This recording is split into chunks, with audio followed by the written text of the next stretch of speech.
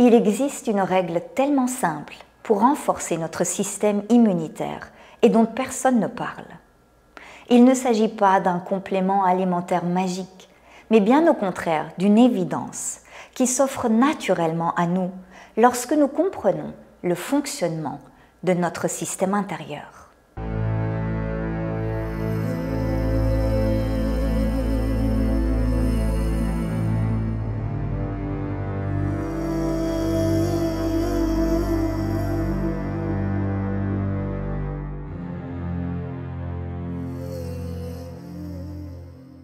Bonjour à vous chers observateurs, je suis ravie de vous accueillir pour ce nouveau moment de partage au sujet de notre système immunitaire. Un vaste sujet, je pense qu'il y aura fort probablement d'autres vidéos encore. Mais j'aimerais déjà vous remercier avant tout de vos nombreuses questions. J'ai reçu des questions comme quels aliments choisir ou comment changer mon hygiène alimentaire afin de renforcer mon système immunitaire ou encore quels compléments alimentaires utiliser dans ce sens et bien d'autres questions encore. Et je vous en remercie vraiment, mais j'ai aujourd'hui envie d'aborder ce sujet sous un angle légèrement différent. En effet, vous m'avez demandé comment renforcer mon système immunitaire. Et moi, j'ai plutôt envie d'aller dans ce sens-là. Et qui serait, que faire pour arrêter d'affaiblir mon système immunitaire? Je vous offre ici donc une approche très simple que vous pouvez mettre en pratique dès maintenant et qui est gratuite. Vous n'aurez pas besoin de dépenser de l'argent dans des compléments alimentaires. Donc voyez-vous, très chers observateurs, dans cette première vidéo, je ne vais pas vous parler de compléments, je ne vais pas vous parler d'une hygiène alimentaire à adopter afin de renforcer votre système immunitaire. On va aborder les choses d'une autre manière. Une manière qui peut-être vous paraîtra surprenante. Et j'ai envie de commencer par une toute première question afin d'entamer ce vaste sujet qu'est le système immunitaire. Ma première question est, et vous aurez peut-être l'impression qu'elle n'a aucun lien a priori avec le système immunitaire, mais allons-y quand même. Ma première question est, à combien de reprises vous mentez-vous sur une seule journée? Je pointe ici du doigt les différentes situations comme dire oui, tout va bien, lorsque vous sentez que ce n'est pas le cas intérieurement. Ou encore, à combien de reprises refoulez-vous, rejetez-vous, étouffez-vous vos émotions sur une seule journée? Ou encore, à combien de reprises faites-vous de l'autosuggestion? À combien de reprises essayez-vous de vous persuader que tout va bien en infligeant des pensées positives à votre mental? Je pense que cela arrive plus d'une fois, n'est-ce pas? Se mentir, c'est une chose. Mais se persuader en est une autre. Voyez-vous, très chers observateurs, je crois qu'il faut reconsidérer cette entité que nous appelons « moi ». Bien que cette entité puisse paraître tel un individu unique, il n'en est rien. En effet, cet individu, ce que j'appelle ce « moi », est la somme d'une collectivité. C'est-à-dire que ce moi est l'expression d'une communauté faite de plus de 50 milliards de cellules hautement intelligentes et sensibles. Donc, voyez-vous, très chers observateurs, il vous est peut-être déjà arrivé de mentir à une personne. Ce n'est pas une tâche très compliquée de persuader une personne d'une chose qui n'est pas vraie, n'est-ce pas? Mais essayez de duper une communauté de plus de 50 milliards d'individus qui se trouvent juste ici. Voyez-vous, il ne s'agit pas seulement là d'une mission impossible, mais d'une mission catastrophe. Pourquoi? Prenons l'exemple d'un bébé. Un bébé est doté d'une extrême sensibilité. En effet, il lui est possible de ressentir à chaque instant ce que ses parents ressentent. Alors imaginez que l'un de ses parents soit très triste, mais qu'il regarde ce bébé et lui affiche un large sourire. Qu'est-ce qui se passe à cet instant à l'intérieur de ce bébé, dans son système interne? Eh bien, l'information se retrouve biaisée. D'une part, le cerveau reçoit l'information qui est large sourire, c'est ce qu'il perçoit à l'extérieur, et d'autre part, son système intérieur lui dit qu'il y a de la tristesse. Voyez-vous, le système intérieur de ce bébé entre en contradiction, beaucoup de confusion, beaucoup de stress. Il est donc important aussi, je crois, pour pouvoir préserver le bien-être et surtout le système immunitaire de nos enfants, d'être le plus souvent dans l'authenticité. Parce que sinon, si ce bébé est trop longuement confronté à cette fausseté, il peut développer par la suite des troubles du comportement. Mais revenons-en à notre merveilleuse communauté, faite d'environ 50 milliards de cellules. Eh bien, chacune de ces cellules est hautement sensible elle aussi. En effet, elle est née avec cette sensibilité. Et chaque cellule comporte sur sa membrane cellulaire des protéines spécifiques et qui lui permettent de recevoir des informations émotionnelles et de retransmettre ces informations. Donc ces petites antennes reçoivent et retransmettent l'information qui provient de l'extérieur vers l'intérieur et vice versa. Alors imaginons la situation suivante. À cet instant-ci, vous ressentez de la tristesse. Les petites antennes, ces protéines spécifiques sur la membrane cellulaire de cette communauté cellulaire, reçoivent l'information tristesse. Elle va transmettre cette information-là au noyau cellulaire où se trouve l'ADN. Voyez-vous, l'ADN a pour fonction de créer des matériaux en réponse à ce que le système émotionnel perçoit à cet instant-ci. Donc l'information tristesse est ponctuellement inscrite à une partie ou dans une partie spécifique de votre ADN. Mais que se passe-t-il à cet instant?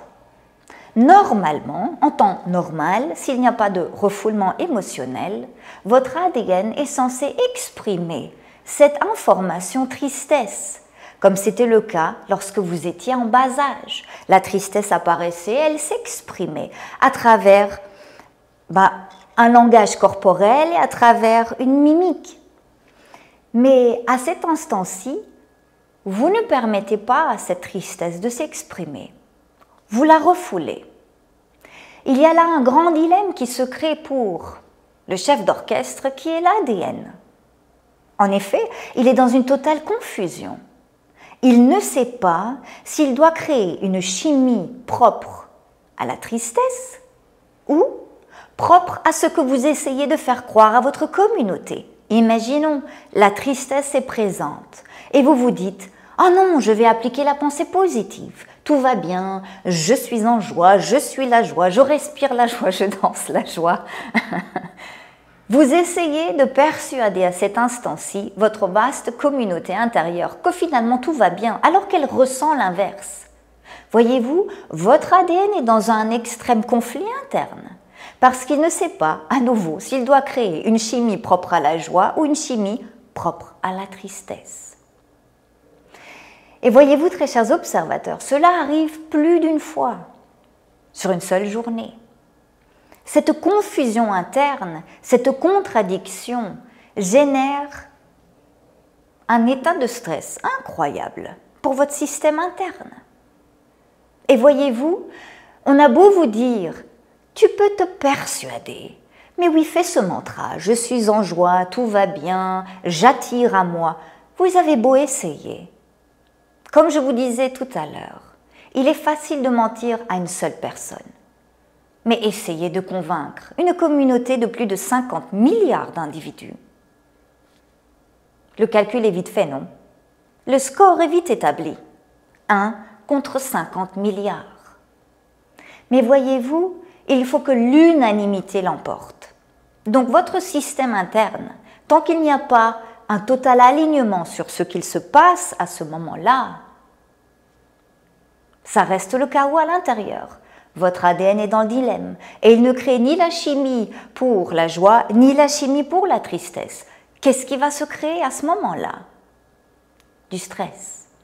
D'ailleurs, très chers observateurs, vous êtes-vous déjà demandé pourquoi est-ce que vous appliquez la pensée positive, la visualisation, la loi d'attraction? Pouvez-vous observer qu'il y a un mécanisme sous-jacent de lutte qui vous pousse à le faire? En effet, si on s'imagine à nouveau qu'il y a de la tristesse qui se manifeste ici dans notre système interne, qu'est-ce qui me pousse à maintenant vouloir me persuader que tout va bien alors qu'il y a de la tristesse? Qu'est-ce qui me pousse à utiliser la pensée positive, la visualisation? Un état de lutte. C'est cet état de lutte précisément qui nous fait utiliser ces outils. Ces outils qui ne vont pas éradiquer la tristesse, non, parce qu'elle est ponctuellement encore inscrite dans notre système génétique, à des endroits très spécifiques de l'ADN. On ne peut pas duper l'ADN. C'est inscrit. La tristesse s'est manifestée. L'information est inscrite dans votre système génétique. Donc vous avez beau essayer d'apposer des étiquettes, de peindre, de mettre des couches de peinture par-dessus cette information initiale, l'information est pour l'instant inscrite dans votre système. Donc j'aimerais juste par là vous inviter à observer la prochaine fois, si d'un coup vous dites « Ah, je vais essayer d'utiliser ici la pensée positive pour me sortir de ce système de négativité », observez simplement que vous le faites parce qu'il y a une lutte qui vise à étouffer la négativité. Or, la vie est faite de multiples vagues, comme vous le savez. Il y a des hauts et des bas. Et les deux sont nécessaires pour faire évoluer cette communauté. Donc voyez-vous, très chers observateurs, ce que j'aimerais au fait vous faire observer ici, c'est que lorsque on est dans cet état de fausseté envers nous-mêmes, lorsque nous nous mentons, il y a un extrême état de stress qui est généré. Et le stress est un grand consommateur d'énergie. En effet, il utilise environ 90% de l'énergie de votre corps physique. Cette merveilleuse équipe terrestre, corps, mental, émotion, c'est clair qu'il ne faut jamais la sous-estimer. Il ne faut pas sous-estimer ses potentiels de guérison et d'évolution. Mais s'il y a bien une chose qui peut l'anéantir rapidement, c'est le stress. C'est vraiment son point faible. Et donc, qu'est-ce qui se passe quand votre corps physique est confronté à un stress? Votre corps physique a une diminution d'énergie. Pourquoi? Parce qu'il utilise 90% de son énergie à contrer le stress. Il est donc dans un double stress. Pourquoi? Parce qu'il utilise trop d'énergie, trop de ressources énergétiques qu'à la normale. Bien évidemment, des états de stress peuvent être gérés sur un très court laps de temps. Vous vous faites attaquer par un tigre, il y a un état de stress, c'est de la peur, c'est l'instinct qui prend le dessus. L'état de stress fait que votre énergie sera utilisée de manière à pouvoir fuir cette situation. Mais le grand bémol aujourd'hui, c'est que cet état de stress ne dure pas 10 minutes sur 24 heures. Cet état de stress est omniprésent. Et cet état de stress est surtout là parce que nous ne nous donnons pas le droit d'être en contact avec ces émotions dites négatives. Voilà le grand bémol. Voilà la fuite énergétique. Voilà une des plus grandes failles. Et le stress représente le plus grand fléau de ce monde. Le stress tue. Et voyez-vous, très chers observateurs, en intégrant tout simplement dans votre vie quotidienne cette honnêteté, cette transparence, cette authenticité, ne serait-ce qu'envers vous-même. Si vous mentez à quelqu'un d'autre, soyez au moins très conscient qu'il s'agit là d'un mensonge. Peu importe les raisons, mais soyez vraiment conscient qu'il y a alors à l'interne ici une émotion. Peur, colère, tristesse, frustration, peu importe comment vous la nommez. Et celle-ci doit être mise en lumière par vous. Elle doit être validée par votre communauté intérieure. Il faut que tout cela chante à l'unisson, la même mélodie. Donc il y a toujours un grand une grande dissonance si 50 milliards de petites cellules disent tristesse et quelque chose ici au niveau du mental essaye de dire non c'est la joie, non c'est la joie, non c'est la joie. Cette contradiction-là génère tellement de modifications épigénétiques et déshydrate votre corps physique. Comme vous le savez sûrement, votre corps est essentiellement constitué d'eau. Ces ressources hydriques lui servent justement à contrer le stress. Alors voyez-vous, il y a un cercle vicieux qui s'installe ici aussi. Si vous êtes sans cesse stressé, si vous souffrez d'un stress chronique, cela veut fort probablement dire que vous êtes déjà très déshydraté. Parce que la déshydratation génère du stress et le stress génère une nouvelle déshydratation. La déshydratation génère aussi davantage de refoulement émotionnel, donc davantage de mensonges. Est-ce que vous arrivez à visualiser le cercle vicieux? Mensonge, stress, stress, déshydratation, déshydratation, mensonge, refoulement émotionnel. Donc, très chers observateurs, comment aider votre système immunitaire à se renforcer? Premièrement, en étant honnête envers vous-même. Arrêtez de mentir à cette merveilleuse communauté intérieure qui met tout en œuvre en plus pour vous rendre la vie la plus facile, la plus légère qui soit. Donc, soyez honnête envers elle. La deuxième chose, puisqu'on sait que le stress déshydrate et que le stress contribue vraiment à affaiblir drastiquement votre système immunitaire, puisque le système immunitaire a besoin d'eau. Et comme le stress déshydrate, ce manque d'eau va faire en sorte que votre système immunitaire s'affaiblit davantage. Que faire? Boire de l'eau. Alors, dans un moment de stress, il ne sert à rien, absolument à rien de boire de l'eau. Tant que ceci est complètement crispé, noué, bloqué, tendu, il ne sert à rien de boire de l'eau. Pourquoi? Parce que vos cellules ne peuvent pas l'absorber. Elles sont complètement fermées, repliées sur elles-mêmes. Il faut donc au préalable arriver à détendre ce corps physique. J'ai fait là une vidéo à ce sujet où je donne un exercice très simple, je vous le résume ici, qui est en fermant les yeux, faites simplement quelques respirations avec une petite ouverture de la bouche, comme si vous sirotiez quelque chose avec une paille. Si vous essayez avec moi maintenant, inspirez par cette petite ouverture de la bouche et observez comme la respiration ventrale se met d'emblée en place.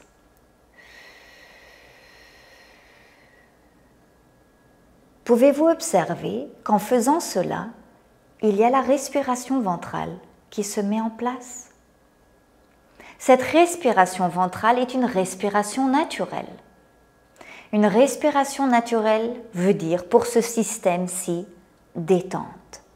Donc face à un stress, prenez-vous quelques secondes, vous n'avez pas besoin de faire de la méditation sur 1 heure, prenez-vous quelques secondes, fermez les yeux, inspirez quelques fois. De cette manière-ci, expirez comme bon vous semble. Et quand vous sentez que ça se détend ici intérieurement, là, allez vers de l'eau, buvez tranquillement. À cet instant, l'eau peut être absorbée par votre système cellulaire.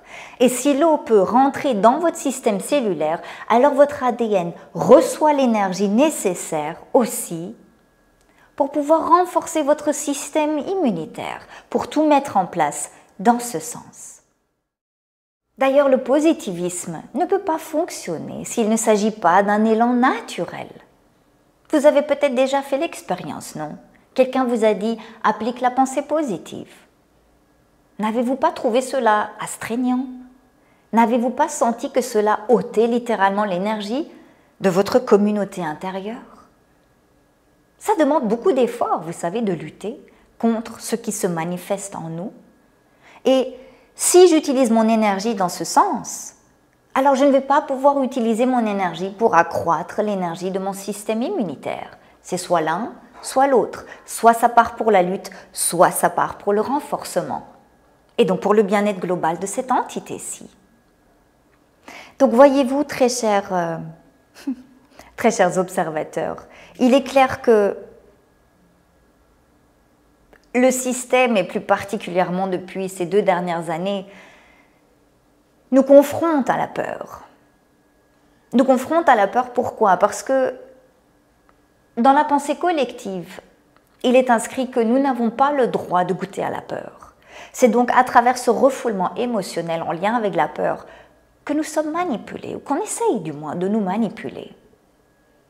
Mais vous ne pouvez pas manipuler quelqu'un à travers la peur si il y a déjà eu de la paix avec le système émotionnel. Donc voyez-vous, si vous faites la paix avec la peur, si vous cessez de la fuir, si vous cessez de la bannir, si vous cessez de la gérer, si vous cessez de la manipuler, de la transformer, si vous l'accueillez tout simplement, alors elle deviendra une précieuse messagère. Et on ne pourra plus vous duper, vous et votre grande et vaste communauté intérieure. Donc, le système est bien ficelé dans ce sens parce qu'il nous inculque de la peur et il sait que nous allons systématiquement lutter contre cette peur. Le système sait que la lutte engendre du stress, le système sait que le stress tue et le système est bâti sur une économie pharmaceutique. Si vous voyez où est-ce que je veux en venir. Donc, très chers observateurs, j'espère que cette première vidéo vous a permis d'avoir une première approche sur comment renforcer votre système immunitaire. Vous savez, il ne sert à rien de prendre des compléments alimentaires, il ne sert à rien de partir dans une hygiène alimentaire de grande qualité s'il y a du stress. Parce que face au stress, vos cellules, qui sont trop préoccupées à contrer ce stress, ne vont jamais pouvoir absorber les compléments ou les aliments que vous allez leur donner à ce moment-là. C'est pour ça que je voulais commencer à aborder justement ce vaste sujet à travers cette première approche qui est « cessons déjà d'affaiblir notre système immunitaire ». Comment?